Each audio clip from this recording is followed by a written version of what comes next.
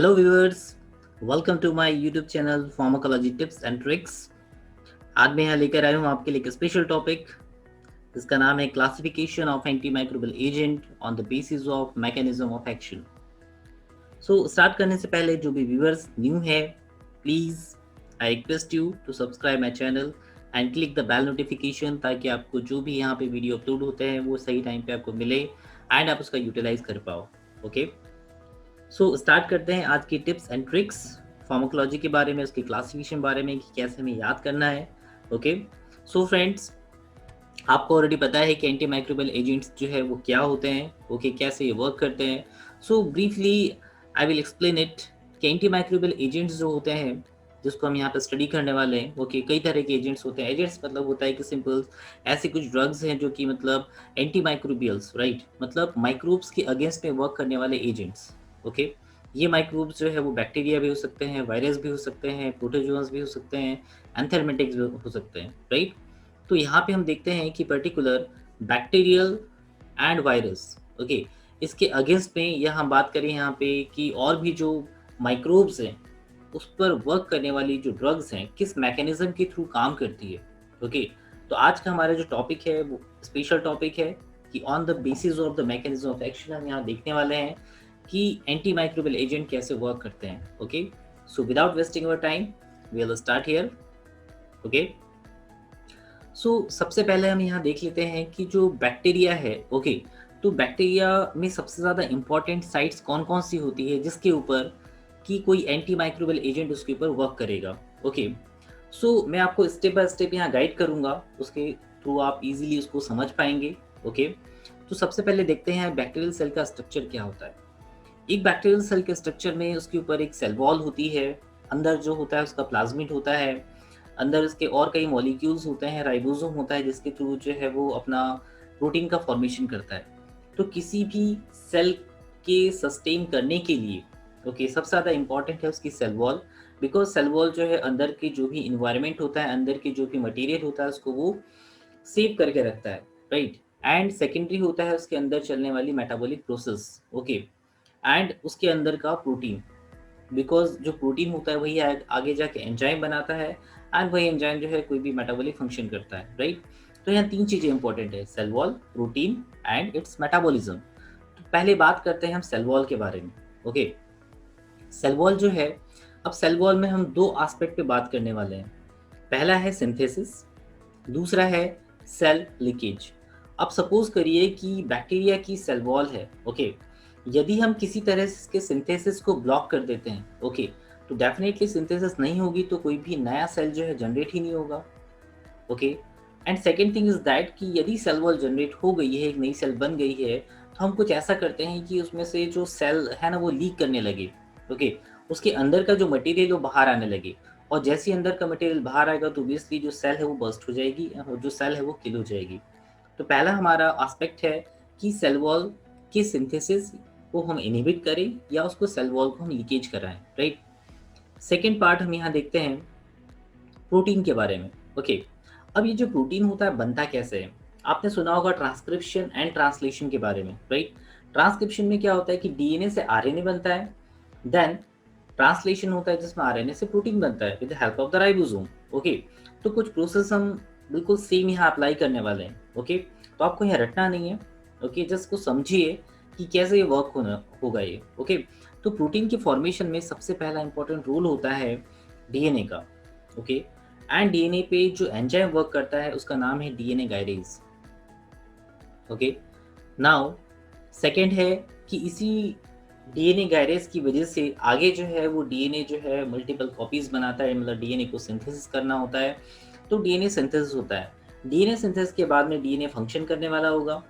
Okay, तो यहाँ DNA function करेगा, गायरेज है, डीएनए सिंथेसिस है एंड डीएनए फंक्शन है, तीनों ही डीएनए से रिलेटेड है। ओके, इसलिए मैंने इसको इस फॉर्म में लिखा हुआ था आपको, ताकि आपको इजीली याद हो जाए, राइट।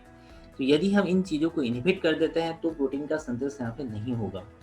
नेक्स्ट स्टेप की यदि हम बात करते हैं तो यहाँ पे आता है हमारे पास misreading of messenger RNA code. Okay, definitely translation होगा तो यहाँ पे आरएनए से प्रोटीन का फॉर्मेशन होगा, बट यदि हम ये आरएनए के ऊपर जो कोडॉन्स हैं वहाँ पे यदि हम मिसरीडिंग करा देते हैं तो डेफिनेटली आगे प्रोटीन नहीं बनेगा। ओके, एंड लास्ट आता है आपका कि प्रोटीन को सिंथेसिस को हमको बंद करना है।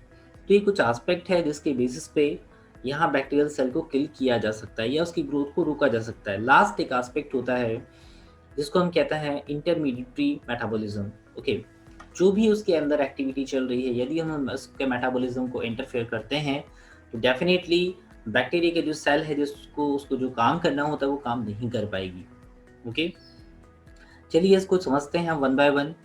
यहाँ पे हम कुछ ड्रग्स हैं, कुछ ड्रग्स के बारे में भी देखने वाले हैं कि आपकी जो ड्रग्स हैं लाइक के डी त्रिपाठी बुक जिसको मैं रेफ़र करता हूँ उसके थ्रू मैंने यहाँ पे एक रेफरेंस के थ्रू यहाँ मैकेनिज्म ऑफ एक्शन के बेस पे क्लासिफिकेशन जो आपको बुक्स के अंदर दिया वो यहाँ लिया हुआ है। ओके, तो ये क्लासिफिकेशन आप ऑलरेडी जो है अपने बुक्स के अंदर देख सकते हो। ओके,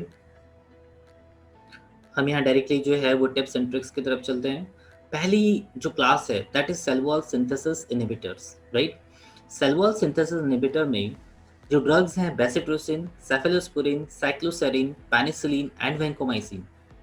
ओके, तो हम इसको कैसे याद कर सकते हैं? मैंने थोड़ा सा यहाँ पे जो ड्रग्स आपको जो बुक्स में गिवन है तो थोड़ा सा रीअरेंज किया हुआ है ट्रिक्स की वजह से। ओके, तो मैंने यहाँ जो ट्रिक्स यूज़ की है वो है बीसीसी के लोग पर्सनल वैन में जाते हैं। ओके, बीसीसी के लोग पर्सनल वैन में जाते हैं तो फर्स्ट बी जो है ये डिनोट करता है बेसिट्रिसिन को, सेकंड सी जो है डिनोट करता है सेफेलोस्पोरिन, थर्ड सी जो है डिनोट करता है साइक्लोसेरिन को, पर्सनल का जो पी है वो है पेनिसिलिन एंड वैन जो है दैट इज वैंकोमाइसिन। ओके, तो बीसीसी के लोग पर्सनल वैन में जाते हैं।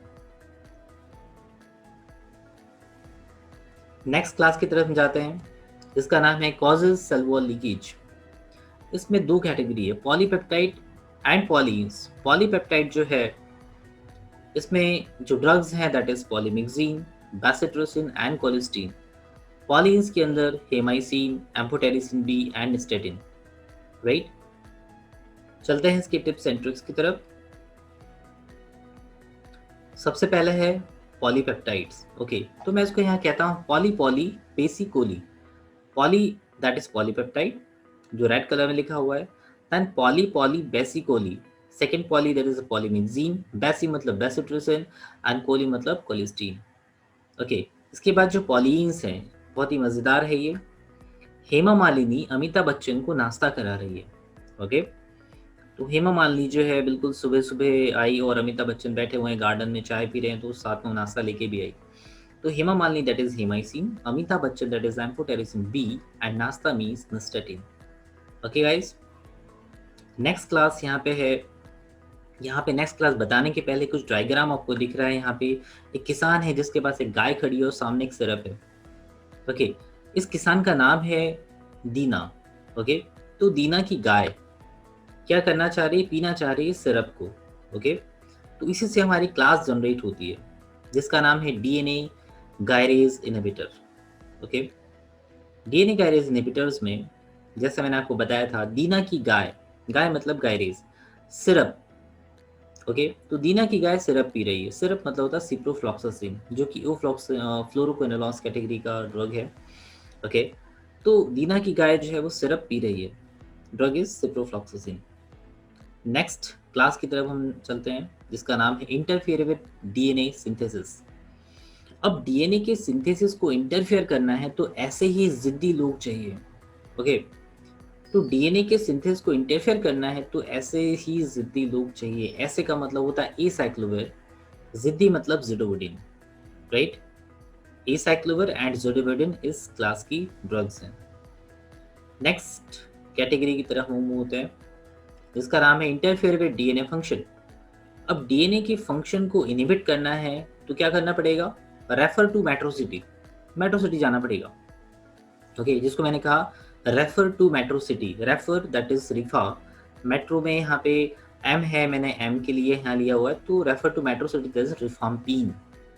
ओके, इजी है, एक लाइन का वर्ड है। नेक्स्ट, अब बात आती है डीएनए तो हो गया, अब बात आती है यहाँ पे आरएनए पे।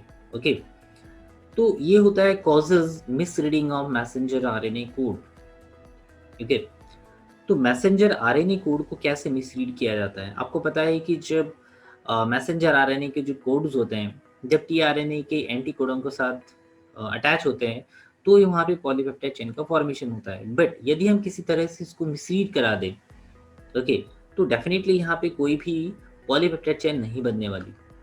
ओके, सो देखते हैं यहाँ पे ट्रिक है। अम्मी जी जनता की स्टार है।